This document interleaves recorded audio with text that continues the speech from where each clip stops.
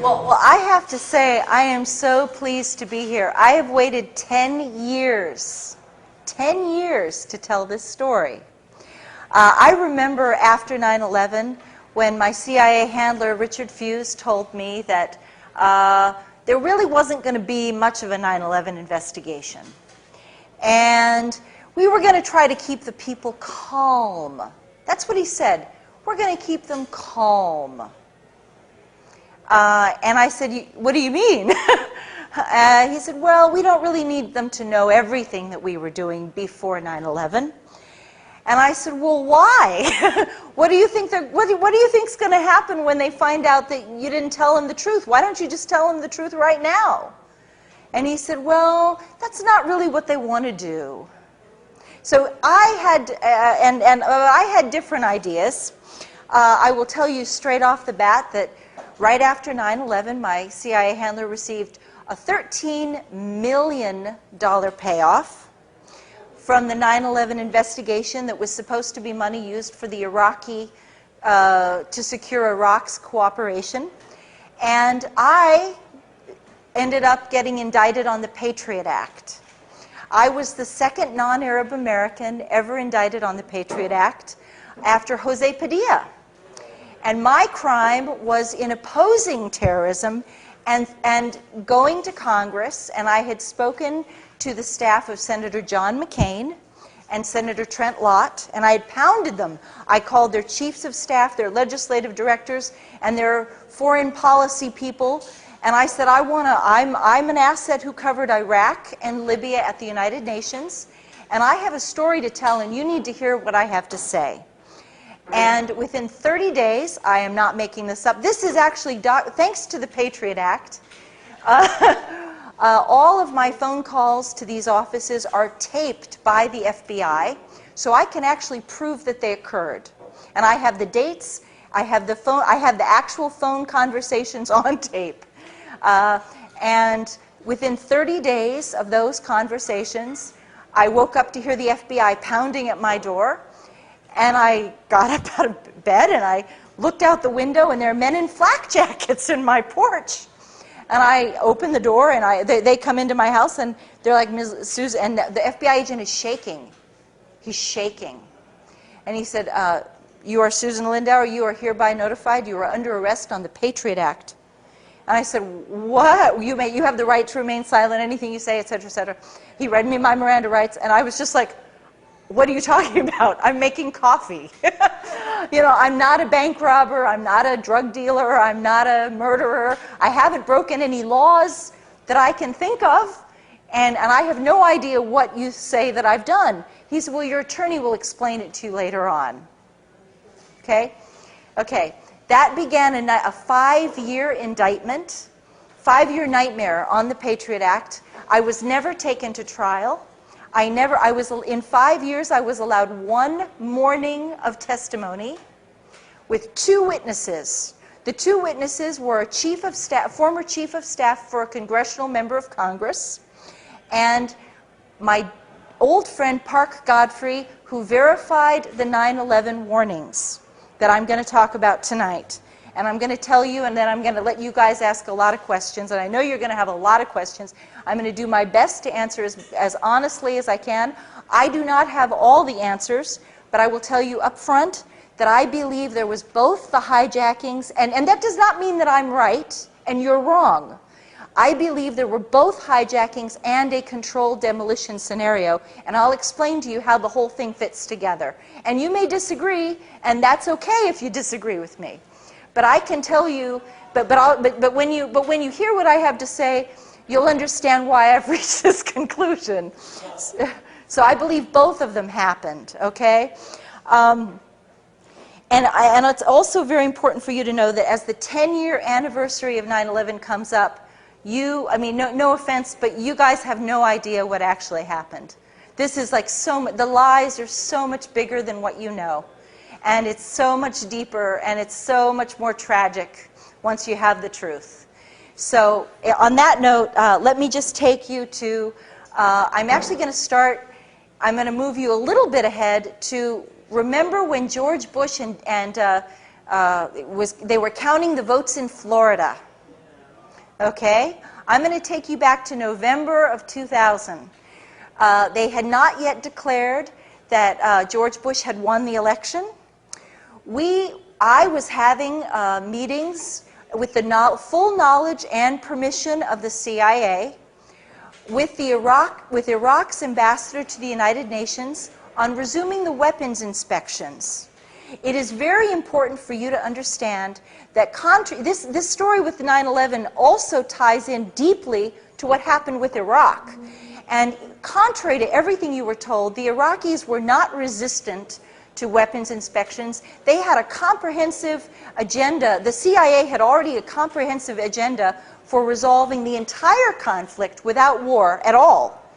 And it involved weapons inspections, cooperation with anti-terrorism, and major financial contracts for U.S. corporations, and oil. And this would be developed over a period of time. But we already had, by November of 2000, we already had an agreement with the Iraqi government. We had a framework agreement that was, at that point, it was undefined, not so well defined, and we had to make it defined. But they had already consented to all of these things. They wanted peace with us. And so by February of 2001, the Iraqis had agreed to invite the FBI to send a task force into Baghdad with authorization to conduct terrorism investigations and to make arrests of terror suspects.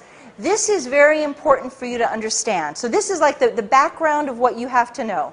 Okay, in April of 2001, I was summoned to this is already happening. The Comprehensive Peace Framework, those discussions are already underway.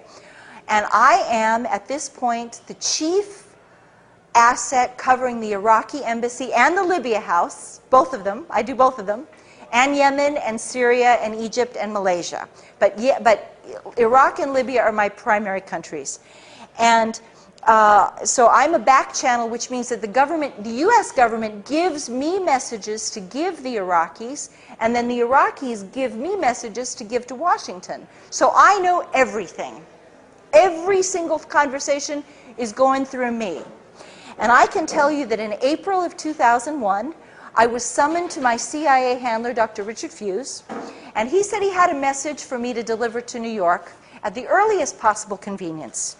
And the message was this: we are looking for information on a conspiracy to hijack airplanes. We expect the target to be the World Trade Center. We think they're going to fly the airplanes into the World Trade Center. And we want the Iraqis to provide it's called actionable intelligence. Actionable intelligence is a name, an airport hub, a flight number, something that's going to help us identify who they are, where they're meeting, what their nationalities are, anything like this. And he gives me a message, and he says, we want this information, and I want you to tell the Iraqis that if they fail to give us this information, and if it is later determined that they knew the information and they did not give it to us, then the United States is prepared to go to war with Iraq. Okay, this is April of 2001. Well, I went up to New York, and we were in the middle of these great negotiations. We already had an invitation. From February of 2001, we have an invitation for the FBI to come to Baghdad. So I go up to New York. I'm very pleasant. I'm very polite. There's no reason to be nasty with these people. They want peace. I say, hey, could you please send a message to Baghdad? We'd like this information. If you come across anything, Saddam had been one of our best sources on terrorism throughout the 1990s. Iraq hated terrorism because they believed that they hated Islamic jihadis. He did. Whether you like Saddam or not, whether you hate Saddam or not, he hated Islamic conservatives. He was convinced that they would take advantage of the crumbling of authority in Baghdad under the sanctions, and that they would then try to overturn his government, and the poverty of the people from the sanctions would fuel this problem, would help overturn his government. So he wanted to help us at every turn keep these people from becoming too powerful. Okay, and so we knew this. So when I go to New York in April of 2001, I'm very friendly, and I say, hey, look, could you send the message to Baghdad? Let them know we're looking for this. Thanks. And the message from the Iraqis in April of 2001 is, hey, send the FBI. We've already agreed to send we've already invited you to send the FBI. Come on. Tell them, just bring them on. Sure. Wow, you didn't know that, did you? Okay, so I go back to Washington, and I get a phone call from Richard. He said, come down to my office. I want to hear what they said. I go down, I said, oh, I was real polite. Yeah, I gave him the message, sure. He said, I didn't tell you to be nice. I told you to tell those, this is going to be on television, right? This is going to be like, okay, well, I'll soft pedal what he said. He was like, you go back to, you stupid goddamn blankety. I told you to tell those SOB MFers, God, GD, blah, blah, blah, screaming, circling me around his conference. I'll never forget it. Circling his conference desk, ranting and raving, waving his arms around. He didn't do that very often. He does not have that kind of personality. He's a very calm man, and he feels that if you're really angry at somebody, then the more calm you are, the more dangerous you are. That's CIA. He's old school CIA. Okay, so he's screaming now. And I go back, he's like, you go back to New York and you deliver the message exactly the way that I told you to deliver the message. And I said, well, Richard, I don't want them to think I'm threatening them because, I believe in negotiations and conflict resolution. He said, no, I don't want them to think you are threatening them. And he said, I don't want them to think I am threatening them. I want you to tell them this threat of war originates at the highest level of government, above the CIA director, and above the Secretary of State. That it would be 3 men, President George Bush, Vice President Dick Cheney, and Secretary of Defense Donald Rumsfeld, and no one else. Those are the 3 people who are threatening war. And I want to be really clear about the message that I was ordered to give them. We demand that you turn over any actionable, any fragment of intelligence outlining a conspiracy involving airplane hijackings and a strike on the World Trade Center. If you withhold this information, if we discover that you have withheld this information and the attack occurs, then we will bomb you back to the Stone Age. You will be bombed harder than you've ever been bombed before. You will be destroyed.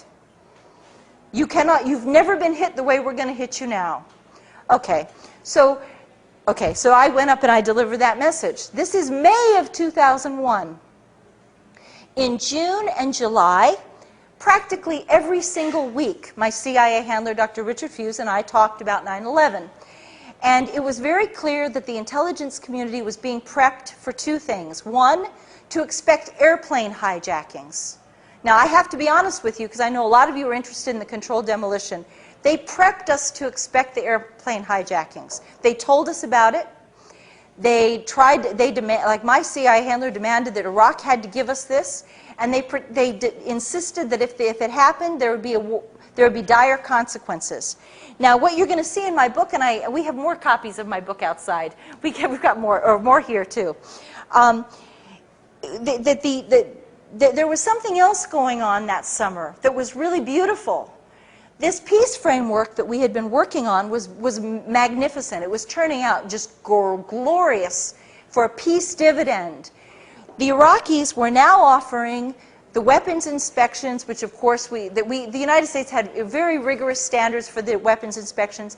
Iraq was offering cooperation with anti-terrorism to allow the FBI to go in, and Iraq started to offer a lot more. A lot more came on the table. By June and July of 2001, Iraq was offering the United States preferential contracts. Now think about the economy today.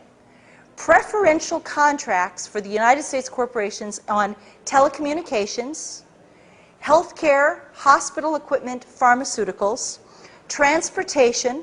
Iraq offered to buy 1 million American manufactured automobiles every year for 10 years. Think of what that would have done to the economy. Think about non-dual use factory production. And all of this was because the CIA was like, you know, if we're going to give up these darn sanctions, we're going to we're going to take a pound of flesh with it. They had no, you know, and whether you like the CIA or not, and most of you, 99% of you don't like the CIA, I realize that, of course. But the CIA was doing what it's supposed to do, whether you like it or not. They were taking care of what is in the best interest of the United States government, with the best interest of the United States economy, and they were not going to let Iraq punish the United States. And I hated the sanctions. I was doing this because I hated the sanctions. I was doing it because I thought, because they had destroyed education, they wiped out literacy in a single generation, they destroyed the hospitals and the healthcare system. Iraq performed the second heart transplant in the world, and we wiped them out. Okay? 11,000 people died every month. By the end of 1996, 500,000 children had died of sanctions, and they only counted 5-year-olds and younger. They didn't even count the 6-year-olds, because the United Nations was holding back the numbers. And after that report in December of 96, they stopped counting it. The United Nations never published another report on the deaths. So frequently what you will hear is that only 500,000 children died, but in fact they continued to die, and approximately 1 million children died. They were babies. They weren't even alive when the first Gulf War happened. This was an offense against, you know, this is genocide. This is a mass genocide. So that's my motivation. But the CIA did not have my motivation. They were out to make sure that the United States was not going to be punished for what they had done. And I was like, and believe me, by this point, we just wanted to get rid of the sanctions. The Iraqis were like, if they'll get rid of the sanctions, you bet. We'll give them anything they want. So before 9/11, you could have had every single thing you possibly could dream of. And if the CIA could have thought of more to ask for, we would have. We would have asked for, it was shameless. Okay, so you have peace that's breaking out in the Middle East. You have the 9/11 warnings. And then in August of 2001, we went into high mode, high activity mode. I can tell you the exact day, on August 2nd, and after I tell you this, I'll open it up to questions. On August 2nd was the Senate nomination hearings for Robert Mueller to head the FBI. He was going to be the FBI director. And I was on the phone with my CIA handler, Richard Fuse, and I said, there's not one single terrorism investigation this man hasn't thrown. Oops. That's okay. He threw the Oklahoma City bombing investigation. He threw Lockerbie. And I said, this man should not be the FBI director when this next attack occurs. And Richard Fuse said to me, my God, what if there is no FBI director when this happens? I said, do you think it's that soon? Do you think the attack is imminent? He said, oh yeah. He said, it's absolutely just in the next couple of weeks. He said, I don't want, and I said, well, God, Richard, I'll go back to New York right now, and I'll pump the Iraqis and see if they've got anything from Baghdad. I'll see if they have any news for us. And he said, oh my God, Susan, do not go back to New York City. It's too dangerous. We are expecting the use of a miniature thermonuclear device. And they were not afraid that I was going to be hurt by like falling debris in the World Trade Center. I wasn't going to be at the World Trade Center. They were afraid of radiation contamination, like the winds blowing the radioactive stuff. And that's what he was like, don't go up there. We're expecting mass casualties. And I said, well, Richard, I'll go up the day after. This was I can tell you the exact day. It was a Thursday. And I said, I will go up to New York on Saturday and I'll report to you on Monday, and we'll just find out if the Iraqis have anything to give us. I went up to New York. The Iraqis said, ain't got nothing. We don't know. We don't know anything about this. You keep telling us about this. The only way we know about it is because you're talking about it. But we don't have any information to give you. And if we did, we understand the consequences. We know that if we don't help you, you're going to go to war with us if you think we did. And if there was anything we could give you, we would do it. So I go back and I report that on August 6th.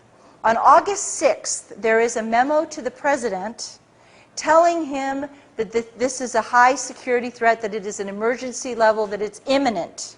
Okay. At my meeting with Richard Fuse does something very important. He tells me that because of my direct contacts with Iraq and Libya, I should be the one. I am perfectly positioned, because everyone likes to think that Iraq and Libya are involved in terrorism to begin with. I should be the one to contact U.S. Attorney General John Ashcroft's office. And I should tell them that we're looking for what's called an emergency broadcast alert across all agencies, seeking any fragment of intelligence involving airplane hijackings and a strike on the World Trade Center, identified specifically. And I make that phone call. My conversation was refused is August 6th. Probably August 7th, August 8th, I call them. And immediately I talk to I have a private phone number. See, you guys couldn't get this number, but I have it, okay? I have the number inside the Attorney General's office. I'm not calling a switchboard. I'm calling his private staff, okay? I'm calling his government liaison office. No, that's not true. I call his private internal office. There are about 20 members of his private staff. His legislative director is there, his government relations person is there, but I call inside that office. And they give me the office for the phone number for the Office of Counterterrorism. They say, repeat exactly what you just told us and tell them. I am told that John Ashcroft said, oh, those CIA people keep talking about terrorism, and they keep talking about this darn airplane hijacking, and they're so paranoid, and why do they keep bugging us about it? That's what I'm told they said. But I did what I did. And when I did that, I apparently tripped some wires, because it denied the White House, it denied the Justice Department and the Attorney General's office of deniability, plausible deniability. And that's very important. And that is why they came after me so hard and tried to destroy me utterly, because they could not admit to you that we had absolutely anticipated this thing. We knew it was going to happen exactly as it did go down, with one exception. And here's where and then I'm going to finish this, and then I'll open the floor to questions. What I have learned since then, now all the things that I've told you are things I did directly. So I'm telling you, I'm not relating what somebody else did or a conversation that somebody else had that has been reported to me. This is direct primary knowledge from my own experience. But what I'm going to tell you now is from somebody else, okay? And so I distinguish these two things. I have been told that by somebody who saw the videos that at the World Trade Center on from approximately August 23rd, and it could have been August 22nd, it could have been August 24th. Okay, approximately August 23rd until approximately September 3rd. And again, it could be September 2nd. The spooks can be weird about this stuff. Okay, they could say, well, it wasn't September 4th. So no. No, it could have been September 3rd, okay? It could have been September 2nd. Right within a couple of days of this, my friend says that at approximately 3 o'clock in the morning, strange vans, and there were just maybe 3 of them, he said, that not just a couple. The way he put it was a couple of vans. So we're thinking 3, possibly 4, but most likely 3. A couple of vans arrived at 3 o'clock in the morning after the janitorial trucks had left the building. It's very important because they were able to identify the vans according to make, model, color, and there were no markings on the vans. But the janitorial vans did have markings. And so they were able to distinguish that these are not the same vans. And they know how the janitorial trucks left the building, and they actually tracked the paths that the janitorial trucks took to drive home. Like the janitorial workers were driving down certain roads to get over to their houses, and the CIA, or the FBI, the NSA folks tracked those people home. And he was quite convinced that these are not the same trucks. And between the hours of 3 o'clock and 5 o'clock, these trucks had never been in this building before. It was an anomaly. Definitely, it wasn't like it was going on for months and months and it just continued. They showed up for 10 days, 10 or 11 days approximately, then they were never seen again. And that's when they believe they wired the building.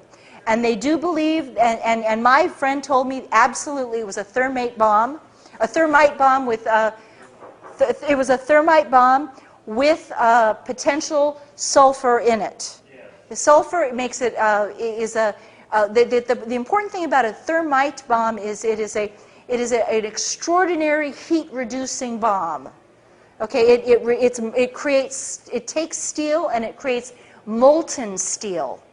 So it takes beams of steel and it turns it into molten steel, and it just everything underneath just sinks into the ground like what you saw. And it is a special U.S. military-grade weapon.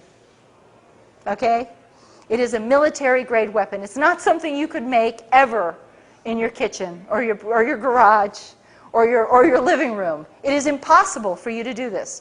This is a U.S. military weapon, and so I do believe that helps to explain some of the missing pieces, and I believe this is what happened. They'd known about the terrorist attack for months. There is a long-term advanced knowledge.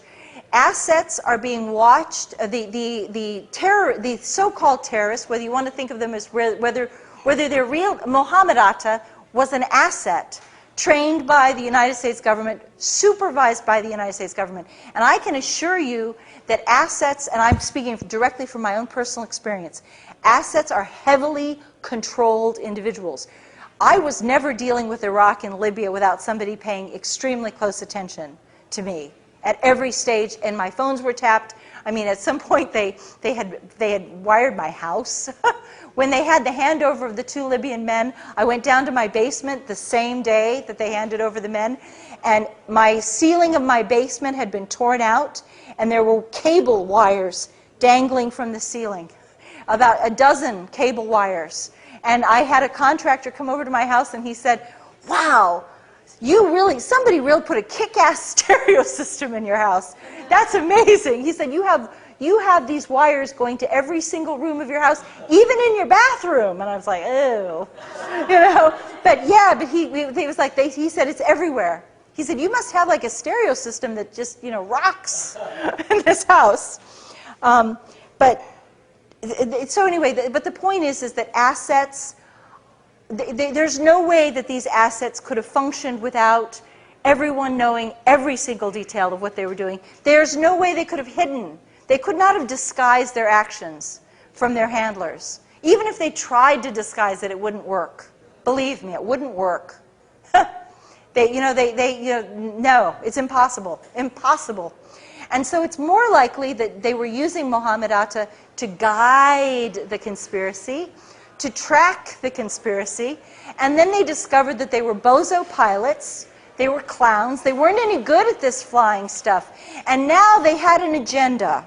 And the agenda was that when this attack happened, they were going to go to war with Iraq. But oh gosh, we've got a problem now. Because the problem is they're not going to be able to do the job. Uh-oh. Oh, what a bummer. We're not going to be able, see, here's the thing about and I'm speaking now, again, from experience. The 1993 World Trade Center attack killed 5 people. The bombing of the USS Cole killed 12 people. And once the smoke clears and the catastrophe, the chaos is over, and the noise is done, it's pretty, it's all, there's not a lot of damage that would certainly not enough that would allow a government, a pro-war cabal, to throw itself into a new war with Iraq, which they wanted to do. They'd already decided to do it. And so that is the motivation. The thing is, there can never be any police officer will tell you, there is no crime without a motive and opportunity. And we had both. So it's not like they just spontaneously wired the World Trade Center. They knew it was coming, and they wanted to make sure that they had maximum damage when it hit. They knew they were going to use the airplanes as the cover to demolish the building. So it's not, a lot of people in the 9/11 truth community have gotten at first, when I first broke this news, they were like, a lot of people attacked me, and they said, you're saying there were airplane hijackings. No, there was a demolition. And I'm like saying, no, there's both of it. Both things happened. They knew this. They knew the airplanes were going to be hijacked, so they used it as a cover for to guarantee maximum destruction because they already knew the consequence of war. So, there you go. Sure. And okay, yeah. I forget what you said that your job was. You're a go-between. I was what's called an asset. Right. Okay. I was an intelligence asset. I was supervised by handlers for the CIA and the Defense Intelligence Agency. I was not covert. I was covert from your end. Like you guys, the American people had no idea that President Clinton had opened up a back channel because they didn't want you all to know this. But in fact, from the very first meetings that I have at the Iraqi embassy and the Libyan embassy, they were told who I was. They knew that I was a passionate anti-sanctions activist and passionately anti-war. I hated the first Gulf War, I protested the Gulf War, and I wanted to do anything that I could to try to create a communications. They couldn't have a formal communications because of the sanctions. They were officially on the pariah list, and yet they had to have some kind of communications and discussion in order to on terrorism specifically. So my question is, you were a back channel between everybody. I find it odd that your boss doesn't talk to the people in the administration. Oh, they did. They sent you over there to yell at people. Well, tell them. I think that he did. I know that he did. I know that he did. Well, what he did was, I believe, and I could be wrong about this, but I believe that he contributed to the White House memo on the presidential directive instruction request. There's a formal term for that. I'm afraid I don't know I can't remember off the top of my head what it is. He did contribute to that, and he had vastly more information than I did. I was getting all my knowledge from him. But the fact that we needed fast turnaround on this because we thought the attack was within a couple of weeks. In fact, the attack didn't occur for this was August 6th, and it occurred over a month later. But we thought that the attack could come as early as, the 3rd or 4th week of August. We thought it was imminent. And so, well, he probably did also. Everybody was doing it. See, this is the thing that, no offense, but there was so much discussion about this attack. Everybody was talking about it. George Tenet had some meetings. Other analysts had meetings at the White House that Condoleezza Rice has conveniently pretended didn't happen. But there was a lot of knowledge, and the fact that I would be able to get the Attorney General's attention and the staff attention by saying I'm in direct contact with Iraq. That's kind of like a bona fide thing that in the CIA. That's they call it bona fide. More information to them is better. Yeah, exactly. We were, and it wasn't like a supervisory thing. At that point, they wanted someone with direct contact, because I had direct contact with the events, and I could cite that and say, you need to listen to me, because I spoke with the Iraqis on Saturday, and I need to tell you this. You see what I mean? So I'm sure he also did. I know he did other things too. Okay. In the course of your talk, what I haven't heard is any real evidence that there was a genuine jihadi plot. Maybe that's in your book, but you haven't said anything to show me that such a plot existed. In fact, the impression I get from the evidence that you presented about what your bosses were talking about and what was going on in the U.S. government is that the U.S. government was trying to create a predictive situation with this attack. Yes. Which, in my opinion, could well have been the sum and substance of the attack. And that, as I said, I haven't seen anything that you said that shows me that there was a genuine jihadi plot. This is a very good question because it's really questionable that there was a jihadi plot. I do believe there were hijackers. Now, I have to tell you that I do believe there were hijackers. On the other hand, I know that the people that they did identify were assets. Okay? They worked for the United States government. And they were the men who were identified as the hijackers were not jihadis. They were not devoutly religious men. They went to strip clubs, they drank alcohol, they smoked cigarettes, they chased women. Real deep, authentic jihadis would do none of that. They were, and so it's really curious to me as to what and I don't have an answer for you, unfortunately, but what their final minutes must have been on this earth. What did they think they were doing? I truly do not know. I don't know if they thought it was just a training exercise. I don't know if they thought, I just don't know. But I do not believe they were real jihadis. One other point. You say that there was a point in midsummer 2001 when the CIA and elements in the U.S. government may have become concerned that having planned this event and prepared for it, that the alleged jihadi pilots weren't going to be able to accomplish the goal. Yeah. Well, now, according to the official version of 9/11, they did accomplish the goal of flying the airplanes into the buildings. And so, do you think that the CIA made a mistake and underestimated the talent of these pilots? Well, here's the thing. They did fly into the building, of course, they did. And they could have been on automatic pilot. That makes sense. We know that there was a heightened GPS and heightened cell phone activity that is very unusual. Usually the GPS only works it doesn't work at certain altitudes. And at a scale of like 1 to 10, the GPS signal was working at a 10, whereas ordinarily it might work at a 4. See? And so something was helping boost, and it had to be boosted. It couldn't have just spontaneously done this on its own. Something had to be boosting the GPS signal.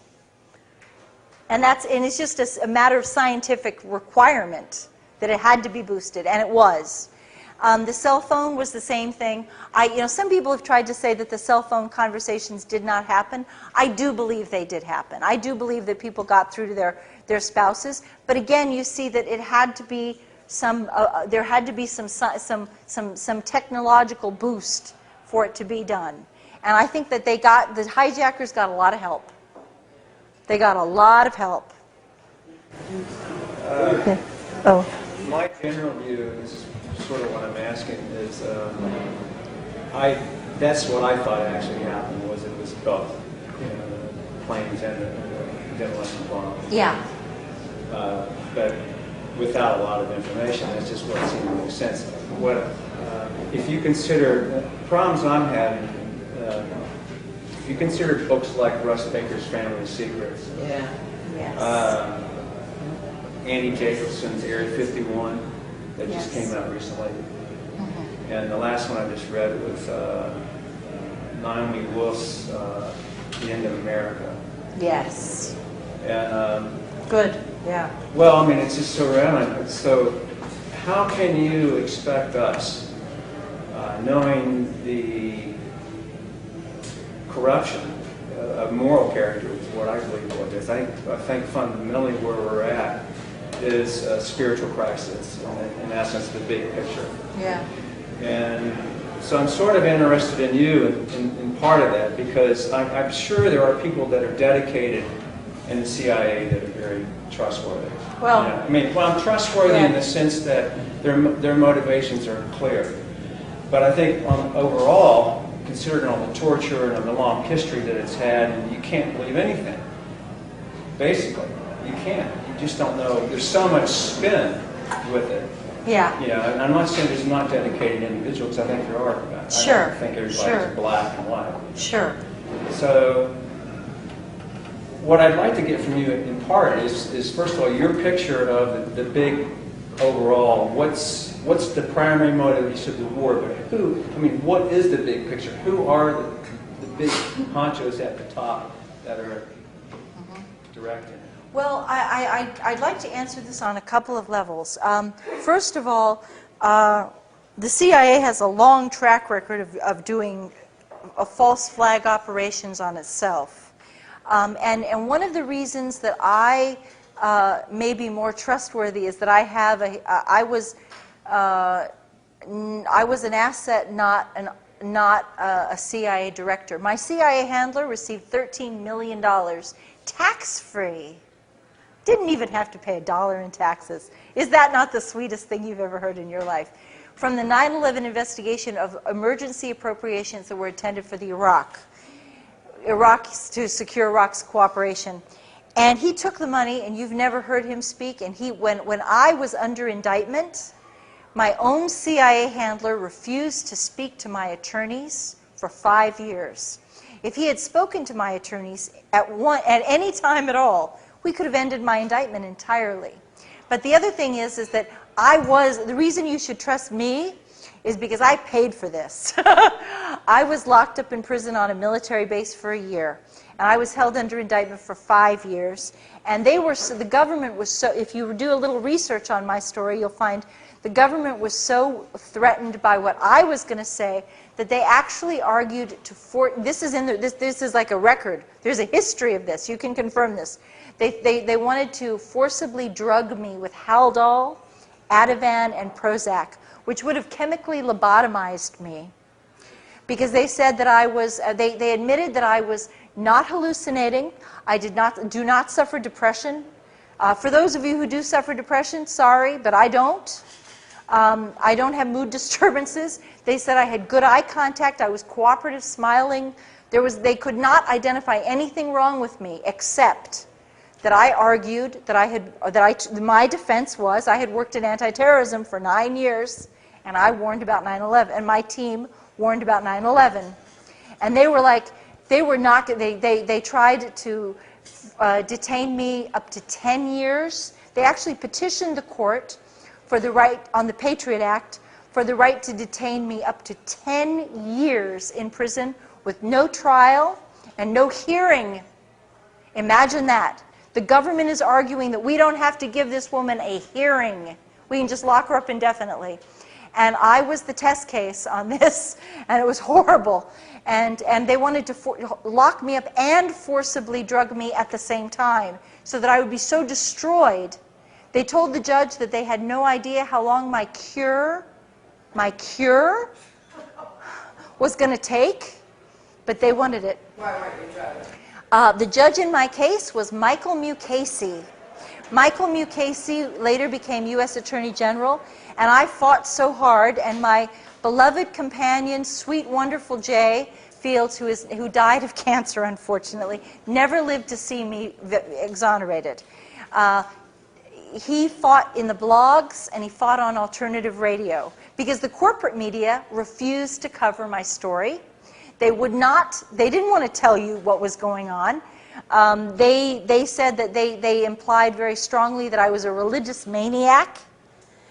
And I do believe in God, and I have a spiritual life, yes, I do, but I'm not a religious maniac. I guess a religious maniac would be someone like the Elizabeth Smart rapist, kidnapper, who went into court and was like spouting religious stuff and was standing up and singing hymns in court, stuff like that. They wanted me to.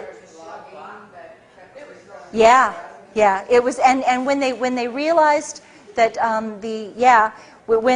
there was actually I call it my Amnesty International moment. They had already, the Justice Department had already petitioned to forcibly drug me, and I was waiting for a decision. And one morning I was locked up in prison at this point. I had been held on Carswell Air Force Base for 8 months, and then I was moved to the Metropolitan Correctional Center in New York for 4 months. And one morning, at 5:30 in the morning, the guard wakes me up, he shakes me, he said, "You're going to court today." And I'm like weeping. I'm thinking that they've got the decision and they're going to like send me back to Carswell to be drugged, and I'm hysterical. I was absolutely hysterical. And I get into the courtroom, and I'm in a holding cage that's about the size of this table. And they come in, my attorney comes in, and he says, "Oh my God, someone has started a blog on your case, and people are writing your judge. They're writing Judge Mukasey. You got to tell your friend to stop doing this." I was like, "Never, no, no way." And I was like, "We are and literally, I grabbed the bars. I was like, "We are never going to stop. We are going to fight to defend this Constitution. You are breaking the law. And we are never going to shut up until this is done." You can tell that crooked prosecutor that he can just go to hell, because we're going to keep talking until, you're never going to shut me up now. This was a mistake. This was a huge mistake that they did this to me. And we went in, and the judge was like, so. And at that point, Jay had published psych records. After my arrest, I had been ordered to have this actually saved me. I had been ordered to attend weekly psychology meetings. I had never had any psychological problems, and I had a year's worth of documentation saying that I suffered no mental illness, no depression, no psychosis, no mania, nothing, no mood disturbances. And these are in the back of my book, so you can actually look at this stuff for yourself, and you can see the papers with your own eyes, and you can read them. The judge was like, "Well, this is extraordinary. You're telling me this woman is incompetent and she's suffering from this grave mental illness, and yet she has all these records which are on the bloody internet. Why are these papers not in my courtroom?" And the judge was like, "This is just not going to happen." And at that point, I was saved, because the judge was like, "This woman is not cooperating." If I had been cooperative, they would have done it. If I had been passive, they would have done it. But I'm a fighter, and they still wouldn't give me a hearing. And I know how to fight. I'm an activist and an asset. Believe me, I know how to fight. And it was like the Patriot Act was so hideous, so big, so powerful, that there was nothing that they were going to let it break through. But Judge Mukasey also did the financial case on the 9/11, the insurance claims for 9/11. For Larry Silverstein, who went to his synagogue. They both attend the same synagogue. Yeah. Cozy. Very cozy. Did Muhammad Atta willingly sacrifice himself, or didn't he know what was going to happen to him? I do not know. I do not know. I wonder about all these things, because I wonder if they thought that it was like a practice, or if they thought, this was just like, I do not know the answer to that. It's fascinating to think what they must have thought. There were foreign newspapers that reported that many of the hijackers are still alive. Yes. I think 6 or 7 of them were reported. One is a pilot for the Saudi Arabian Airlines. I believe one lives in Los Angeles. So there was all this, and then there was the report That's true. Mohammed. Yeah. So it doesn't make sense that there were these hijackers that hijacked planes. Obviously something is wrong with this story. Yeah. These people are still alive. I wonder though if it was those. Yeah. I don't have as an asset. This may frustrate. This is probably going to frustrate you. I'm trained to stop where it's very much compartmentalized, and there are certain things that I know from my own direct personal experience that I can tell you, and then there are other things that I'm taught just to draw a line. And it may drive you crazy, but there's some things that I cannot answer because I don't know. And as an asset, I'm told to stop, and to distinguish what I actually know from what I don't know. And that's one of the things I don't know. Sorry, but I do believe there were hijackings. But to hold on to the story that they were hijacking. Well, I do the believe hijackers alive. I don't know this. Well, but we don't necessarily know who the hijackers were. We also have other information that some of the serial numbers of the planes were located several years later, as the planes are still in existence. So there's a lot of really very strange. Very strange. There's a lot of strange. And then that plane that went down in Pennsylvania with no plane parts. That was shot down. No plane parts anywhere. There was a plane that was shot down, and I know that there was a pilot who shot down one of the airplanes, and he is locked up in prison in Florida right now. What's his name? I don't know. I could get it for you. I will get it for you. I'm sorry. I've been told his name before, and I'm actually doing a radio interview with Michael Herzog tomorrow, who's the one who told me about the guy. And I will get that information, and I will pass it to our friend over here, and we'll get that to you. Because he needs help. The last I heard, he was still in. It could be that I hope he's been released, but the last, and he may have been released by now. But the last I heard, he was still in prison, and if he is still in prison, it'd be awfully nice if you guys could help him.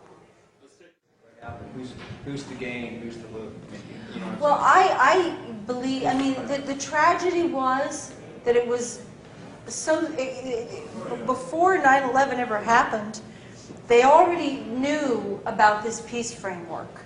And they already knew that they could have, the United States would receive no punishments at all or no punishments. They would not face any problems because of the years of support for the sanctions. The Iraqis wanted the sanctions off so badly that they were going to give the United States everything that they could have wanted. So this is even going on before 9/11 happens.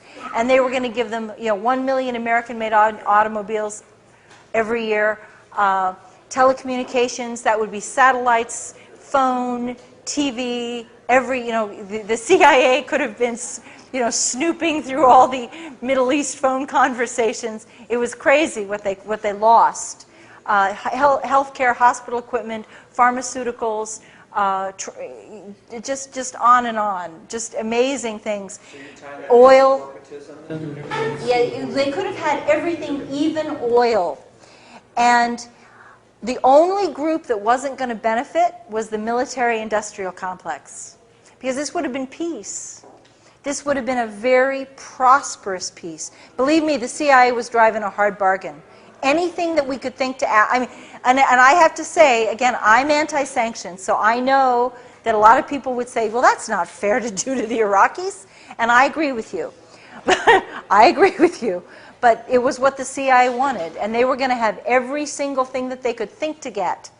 And they wanted, and at the same time, we all knew that it would have to be tremendous to appease George Bush, because he was out for, the Daddy Bush fantasy, this delusion. It was a delusion. But the one group that was not going to benefit was the military-industrial complex. And they were going to be the big losers in this whole thing. They were not going to be able to have their wars. They were not going to be able to sell their military weapons systems. The $400 billion, we wouldn't need all for this equipment or that equipment. They wouldn't need any of it. And so they were the losers, and they were just too powerful. Okay, this isn't actually a question, but a brief comment. Okay. We were talking about the Pennsylvania Flight 93 crash, alleged crash. Yeah. And I just want to say that anyone can claim to have, any pilot could claim to have shot down the airliner. That's easy to claim something like that, but did it happen? And I just want to point out that not only was there no plane debris at the alleged crash site, but neither was there a debris field anywhere else. And we know from incidents like Lockerbie that when a plane blows over land, it leaves a debris field. But there was no debris field to be shown. Well, it's also the Pentagon. It's also the Pentagon. I do not believe that the Pentagon was hit by an airplane. I mean, they're saying that all that debris suddenly was magically just removed. There was no airplane there either. So it's, there's still a lot of questions about 9/11 that I cannot answer for you, and I'm sorry. I wish these are good questions you're asking. And it's not like I'm trying to blow you off. There's just some things I don't know. But hopefully I'm going to give you enough new information that you'll be able to, put some more pieces of it together. Yeah, you mentioned your compartmentalized structure of the agency. Yeah. And I think that's pretty well understood how one person can be sitting here working on a project, the next person's there, and they can't, they're not allowed to really look at what the other one's doing. Yes. In light of that, I think you're probably aware that it's been documented there were somewhere in the neighborhood of 25 military drills running on 9/11. Yes. That is absolutely unprecedented. Not only that, September 10th to 12th. not only that, there was one drill that was specifically on a hijacking that was exactly the scenario that we're told transpired. And it's you've probably studied Webster Griffin Tartley's analysis of this 9/11 synthetic terror made in USA.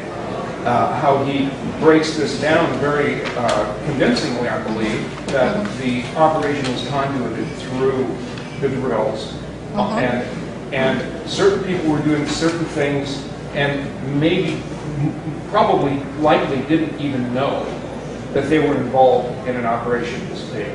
Yes. And couldn't share information because of this compartmentalization. And I'm just wondering if you've had an opportunity to talk after all of your ordeal with anybody else who was able to confirm any of this. Well, I will tell you that the 9/11 conspiracy is based on something called Project Bojinka. And are you all familiar with Project Bojinka? Okay, Bojinka was designed by Ramzi Youssef, who was the mastermind of the 1993 World Trade Center attack.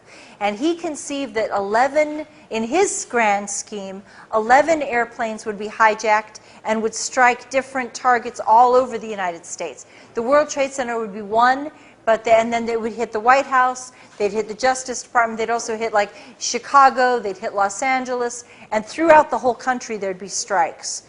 And the military discovered this when they found, or the CIA discovered this when they arrested Ramzi Youssef in the Philippines in 1995, and they found the blueprint for this 9/11, what became the 9/11 attack, on his computer. Okay, and he called it Project Bojinka. And at that point, the military began to run simulated counter strategies for what you would do if there was an airplane hijacking scenario that was attacking various targets throughout the United States. And one of the targets was the Pentagon. And then the Pentagon said it was too outrageous that nobody would actually attack the Pentagon this way, so maybe they should drop the Pentagon scenario, so they did. But even though they had rehearsed Project Bojinka, on 9/11, on September 10th through September 12th, NORAD was on high alert doing military exercises because allegedly the former Soviet Union, the Russians, were doing their military exercises, so we timed our military exercises allegedly to theirs. And they were supposed to be on heightened alert just in the course of practice. They were supposed to be on heightened alert for any invasion of sovereignty of airspace, sovereign airspace, on those dates. And yet, even though the military was on high alert, they took no action when the airplanes were hijacked, and they didn't scramble. They didn't do any. They broke all of their own protocols. But weren't they mostly sent up in directions away from the There you go. Yeah. Yes. And they sent one jet. They turned one jet around and sent it after one fighter to go track down. They were already on drills and exercises that had already taken them out and basically left the Eastern Seaboard independent. And this is supposed to be the smartest military in the world, right? Yeah. There you go. Any consequences for anybody for not taking the action that they... And yeah, exactly. Well, it was embarrassment. Well, I don't mean, putting someone into prison or something like this. Well, other than me and the guy who was allegedly flying the plane that was involved in the shooting down 93, who they don't want you to know about, who was held in prison for a couple of years at least, and I don't know if he's out or not. I mean, they gave him a real hard time. So, yeah. Susan, could you remind me again what the sanctions were for Iran? And two questions. And then I just wanted to get clear about what you were arrested for. Good. The sanctions were on to punish Iraq for allegedly having weapons of mass destruction, and they said that they would keep the sanctions on Iraq until all weapons of mass destruction were confirmed to have been destroyed. Now, it appears that they were actually destroyed by the end of '96 or '97, but the United States had an ulterior agenda, which was they were not going to let go of the sanctions until Saddam was out of power. But what had happened was, by the year 2000, while Bill Clinton was still in office, the international loathing for sanctions had become intense. 2 million people had died from sanctions. Between 1.7 million and 2.2 million had died. And the international community was violating the sanctions. The German pilots were and Jordanian pilots were, and actually it was coming from all over Europe. Germany was the first, and they had pilots fly humanitarian supplies over the air through sovereign airspace and land at Baghdad airport, and then a whole bunch of other countries followed suit, and they were all like, we're not going to do this. This is wrong. It is immoral. It is a crime against humanity, and we recognize that. And so at that point, the CIA, I wanted to do it, but at that point, the CIA knew that they were losing control of the situation and that they better step in and do something. And I wanted to end the sanctions, so I was glad the pilots were doing this. But the CIA was very, very expedient. It was politically expedient. They were losing control of the situation. They wanted to take back their power. I was arrested for, I was accused of several things. One, I was accused of acting as an unregistered Iraqi agent because I had delivered a letter to my cousin, who was the chief of staff to George Bush, telling him that the war in Iraq would be catastrophic, and begging him and outlining several of the consequences, like democracy would throw power to Islamic fundamentalists, and there would be a rise of terrorist attacks, and the Iraqi people hated the sanctions, and they would hate America for having done all this, and if they could get their hands on America, it would just be a very ugly, brutal occupation, and they'd fight us.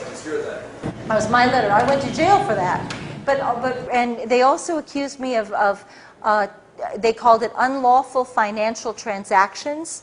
I was accused, I'm not making this up, of allegedly eating 3 lunches, I'm not making this up, 3 lunches with Iraqi diplomats totaling $92.92. We have the receipts. And they called that a felony. I was accused there were secret charges against me, which we have deduced. We were never allowed to know what they were. See, on the Patriot Act, let me just tell you a little bit, because I think this is a good opportunity to explain. When I was indicted, under the Patriot Act, they're allowed to have secret charges and secret evidence and secret grand jury testimony. This is very much, the Patriot Act is modeled on the pretty much verbatim, in many page upon page, identical to the old communist criminal, let's see, I guess it's the Soviet, let's see, there's a long name for it, the Soviet Criminal Act, which set up the KGB apparatus and allowed people to make make accusations against their neighbors without identifying themselves. And it set up the whole Gulag system. And the Patriot Act is modeled on that Soviet law, the Soviet Criminal Act. And it's almost verbatim to what that is. So, I mean, this is a really scary, scary law. But I was accused of, like, possibly, in the secret charges, we believe the secret charges was that I received a book from the Iraqis that was a book on depleted uranium, and that was considered classified because if we were to tell American soldiers about the health risks and the rise of cancer rates and birth defects, then it might demoralize American soldiers. Okay? And another thing was that Saddam's government tried, I'm not making this up, another secret charge was that we believe, because I know what I was doing in the periods when of these, like, they'd have a date, and I would know approximately what I was doing on that date. And so another one was that the Iraqis tried to give the Bush administration several $100,000 $100,000 in campaign contributions, so that during the presidential election, because they wanted to show that they wanted to be friends with America. And I had reported that to my defense intelligence handler. He was like, holy shit, you got to tell the Iraqis not to do this. You got to make them not do this. And because it reminded them all of the Asian fundraising crisis under Clinton. And he said, don't they watch C-SPAN? Don't they know they're not supposed to do this? And he said, you go back and you tell them that if we find out they gave money to the Republican Party in this campaign, we're going to bomb them. We're going to, but see, at this point, Iraq had been bombed so many times, you couldn't threaten them with bombing anymore because they'd already been attacked.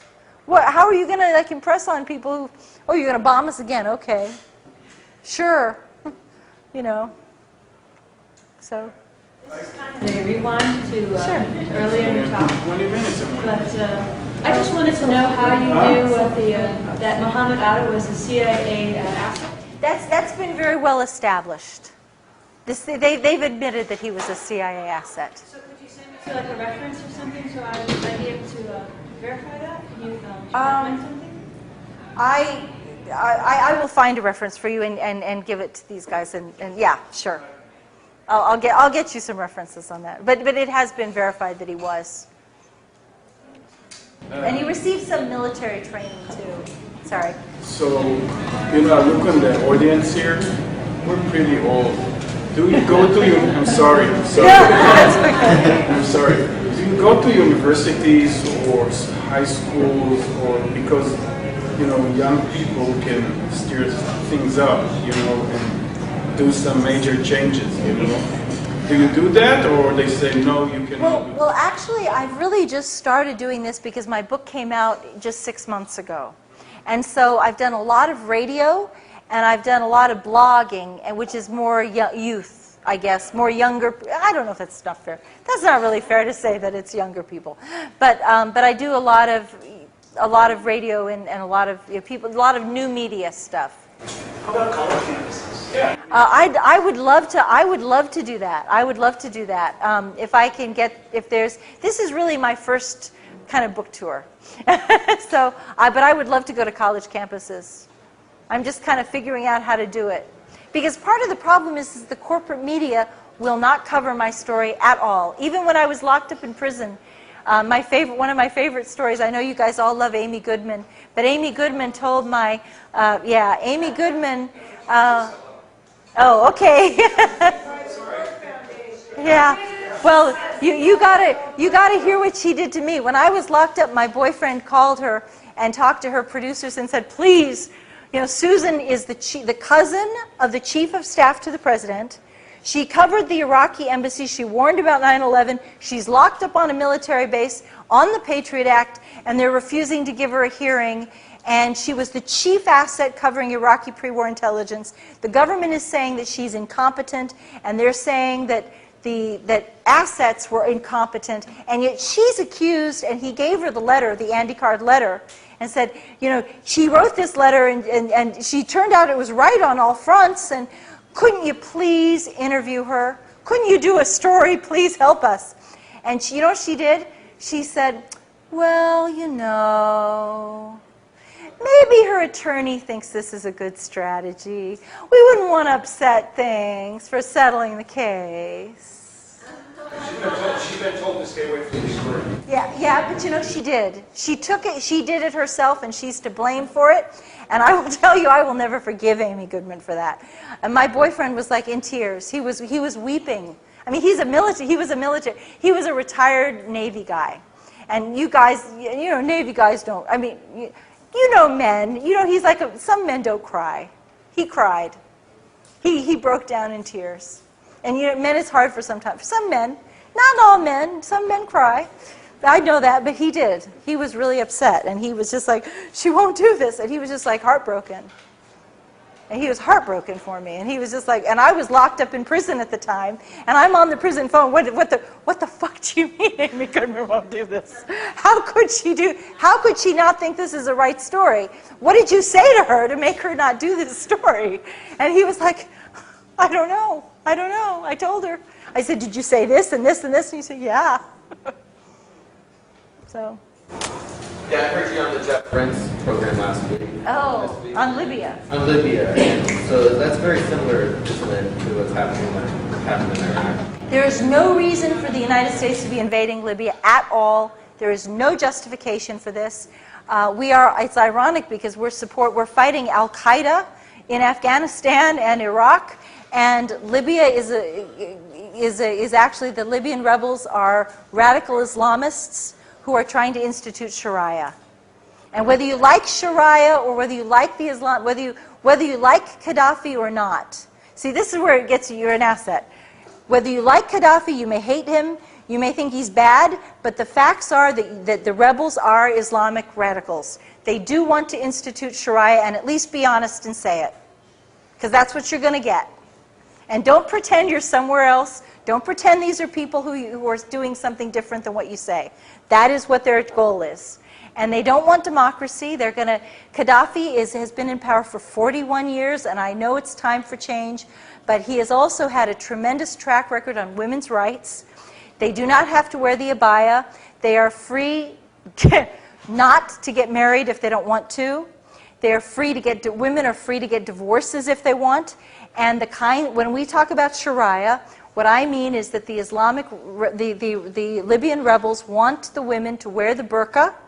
An abaya is the burqa where they cover their hair and stuff. They don't have to do that now. They're going to have to do it in the future.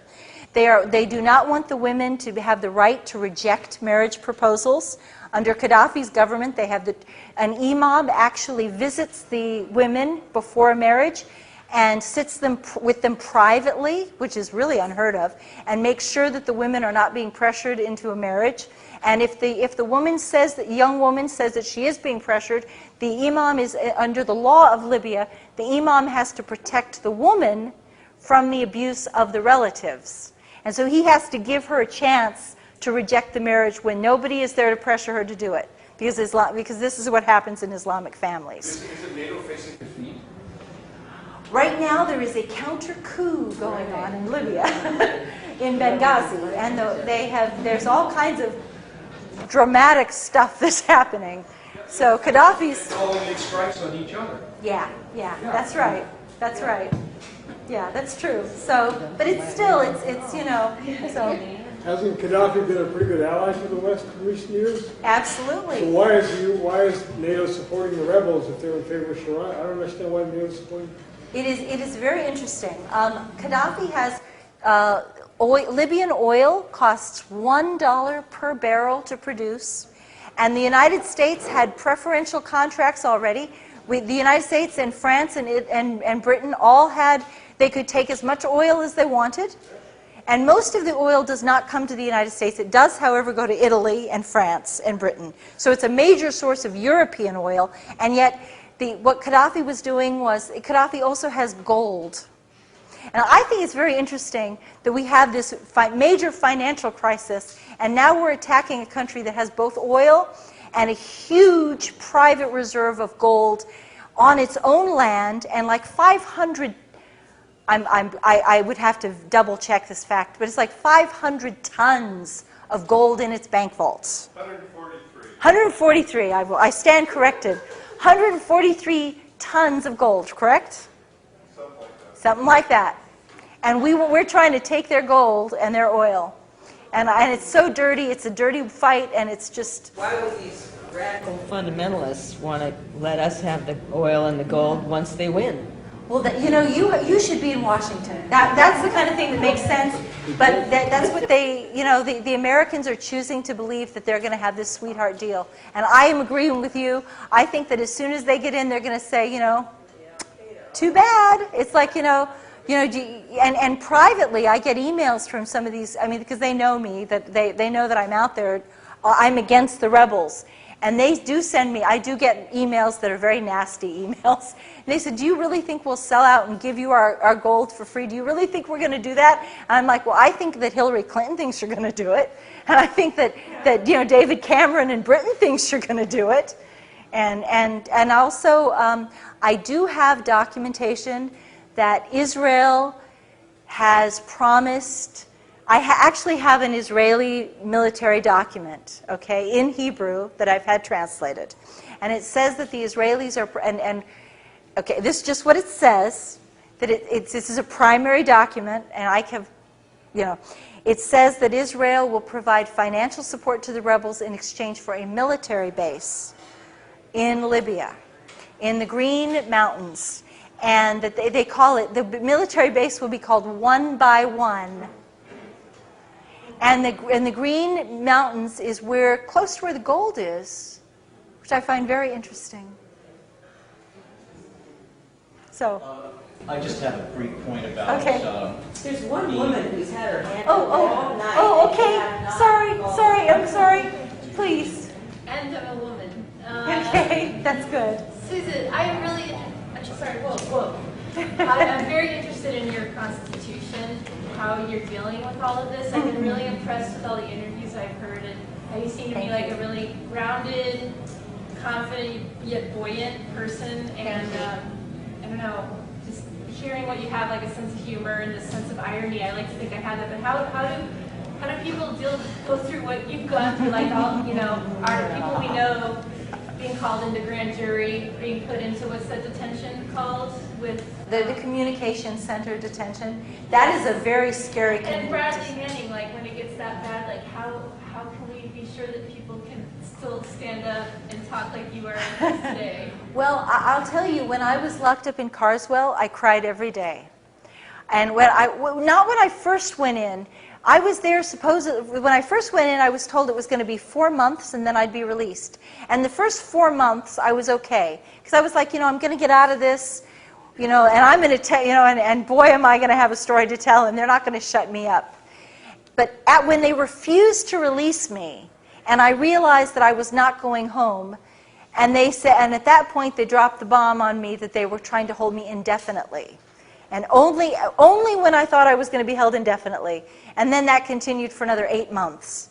I became absolutely terrified out of my mind. And I began to have very serious post-traumatic stress. Well, you were saying you hadn't gone through depression before, and I was just wondering how... I went through deep anxiety, and I was just, it was like my blood pressure was, the stress level was like, it was like a war. A constant war. I was so frightened. I actually colored my hair. Okay? My hair actually went white. And it did. It went white. So you had contact with people you needed to have contact with? No. And I'll tell you something. I was locked in prison, and they would not let at that point I had a public attorney who made no effort to get me out. And my uncle, who, God bless his heart, lived in Illinois, was driving 700 miles. He was an attorney, though. He had 40 years of experience in corporate law. So he was not a criminal attorney, but he was an outstanding attorney. He read the law. He read up on my type of law. He studied what I needed to do and to move out of the situation. And he made 3 efforts to see me. But because I was locked up in what they call now they're calling a communications center. Yeah, scary people. Yeah, and all the political prisoners, all the women political prisoners are being held in Carswell. So if any of you guys are ever arrested on the Patriot Act, you'll be seeing the inside of Carswell too. But they don't have to let the attorneys onto the base. And so even though he was both family and an attorney, and he was coming on visiting hours, he was showing up when when other family members were allowed on the base. Like if you were in prison and you would be able to have your family members show up. He wasn't asking for any special privileges. We filled all the forms. It was all reported correctly. He would show up at the base and they would say, "You're going to see that Iraqi agent. You are not coming into our base." No, there is no prison here. And then they said there was no visiting hours on the weekends. And other people were going right around him and they said, "You can go in, you can go in, you are not going in." And he drove 700 miles in each direction. And believe it or not, there's an affidavit from him in the back of my book. And so it's all, what I'm telling you is confirmed. It's like, it sounds extraordinary, but it is confirmed. But how did I keep my spirits up? I was terrorized. I was absolutely frightened out of my wits. And it was such a, I'm just jubilant that it's over. That it's just, I had a wonderful, I did have a wonderful, loving companion who died. He died 2 days after the court granted my request for a hearing. For 4 years we lived together, and he fought for me to have that hearing. And then as soon as he had cancer at the end, and as soon as he found out that we had the hearing, he died. 2 days, he didn't even live 48 hours after that. And so then I had to have the hearing without him. And that was like very traumatic, but he always had this attitude that was really cool, which was, he hated self-pity, and he wasn't going to tolerate it. And he was like, you chose your values, and you have to, and he had this attitude. He was like, you chose your values, and when you believe in something, you have to be willing to pay the price for your values. And you have to take your consequences. And he said, you should be, if you really believe in what you did, then you should be proud of yourself. And don't let these people take this away from you. So that was his attitude. So. Just one last question. Sure. I'm just not familiar with the word asset. And Robin asked that question too. Can you just help me clarify what that really is? Is that like a secretary? Oh, no. An asset is like an operative. It's like a field operative, except an asset is a human asset is the eyes and ears that goes into the situation, into the room, and has direct contact with events. So assets are that's why assets are trained to be very, we are trained to be very observant of the full situation and to be very descriptive of what we're doing. And we're trained not to change what we've seen for any reason. And that was a real threat to the Bush administration, because it's just like you don't ever change your story. Because the detail that you think is small, that you think you might compromise, could turn out to be very important, because you are compartmentalized. And you're like seeing a picture of this. And they need to know what this is. They need to see what you see right here. Even if you don't know what's over there or what's over there, they have to know that this here that you're reporting is as accurate and precise as possible. It's a spot. Yeah. Except that basically, with the exception in this situation, that the Libyans and the Iraqis both knew who I was from the first day that we went in. And the reason that the Libyans knew immediately, once I told the Libyans, it was over. I mean, you can't ever take it back. And that was that my CIA handler, Dr. Richard Fuse, was involved in the Lockerbie case, and he wanted to be a witness testifying in the Lockerbie case. And so we were starting, before I ever went to the Iraqis, we started talks for the Lockerbie trial with Libya, and we wanted the Libyans to know that if they would accept the trial, that his testimony would help exonerate their people. So then I had to tell them who I was. And so they knew, but I remember the first conversation I had with Mr. Amara at the Libyan embassy. He's like, we want to know why you are here. This is a very important question. It requires a very important answer. And so he was like, we want to know, what the heck are you doing? Because people just didn't, in 1995, when I established contact with the Libya house, people just didn't wander into the Libya house. Believe me. And if I had not been an asset, the FBI would have arrested me the minute I came out of there. So they were told not to touch me. So after you were locked up for a year, and then it was 5 years total that you weren't allowed to say anything? Well, 5 years I was under indictment. Okay. So when you're under indictment, anything you say can and will be used against you in a court of law. However, what they had done was very clever, because when I was released from prison, the corporate media told everybody I was crazy. I had been declared, quote, incompetent to stand trial. And so there must be something really wrong with me, so most people wouldn't listen to what I had to say anyway. So what happened for the next 4 years? And then did anybody say anything when you were starting to come out with this? And have you ever heard from anybody at your Mr. whatever his name is at the CIA again? Well, very good questions. I was actually under indictment for 18 months before I got sent to prison, and then I was held for a year. So when I am released from prison, that's actually the halfway mark of my case. Then I found another attorney, and it took him about another 18 months. It took try to understand what I'm saying to you. 2.5 years I'm under indictment, and I'm released from prison. For another 18 months, the court refuses to grant me a hearing after I've been released from prison. Because I get another attorney, he says, I can take her case, I can work with this woman. As far as I'm concerned, she is competent to help me assist in this defense. She is capable of assisting in her own defense if I'm taking it. He went into court, he stood in front of the judge, he assured the judge that he could work with me, this was not going to be a problem. Because the reason anyone's declared incompetent is if they're not capable of helping their attorney in the case. What kind of court was it? U.S. Federal Court, Southern District of New York. The first judge was Judge Michael Mukasey. He then retired, and a new judge took over, Loretta Preska. Her husband worked for Daddy Bush. There's a surprise. So after that, what happened until now? Oh, and then so we did have the hearing in June of 2008, right before the presidential election in November. And we had begun doing radio to people like Michael Herzog at Oracle Broadcasting, Republic Broadcasting. The internet radio was giving me a lot of attention, and they were and they were helping to defend me.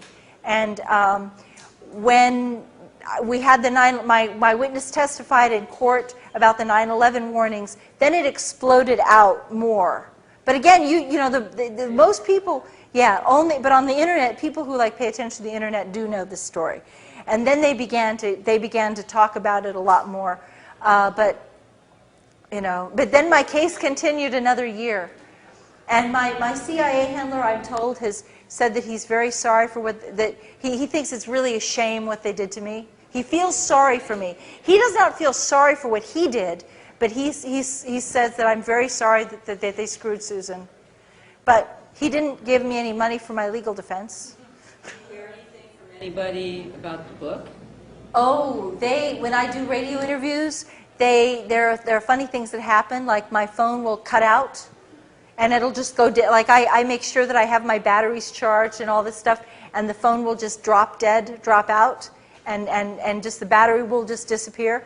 Or if they can't kill the phone call, sometimes there'll be like a loud beeping noise, beep, beep, beep, and all the way through an hour interview without stop. It'll just continue all the way through. Directly came up and threatened your publisher? Or... Oh, well, I have had to self-publish it. Okay. Because the corporate press was they're like, no one wants to hear about 9/11. No one wants to hear this. And then we were afraid. We did have some smaller publishers who were willing to take it, but we were very much afraid at that point that a smaller publisher would be threatened, and then they would close the book, and they'd stop it. And so I decided that the safest way to go forward would be to self-publish it, and with my hopefully, by the time you realize I've got 700 footnotes, I've got the documents in here, I've got the affidavits in there, and now I'm safe because no one has sued me, no one's threatened to sue me, and so hopefully in the future, if I write a second book, then hopefully they'll pick up this one and both of them will be distributed. So, thank you.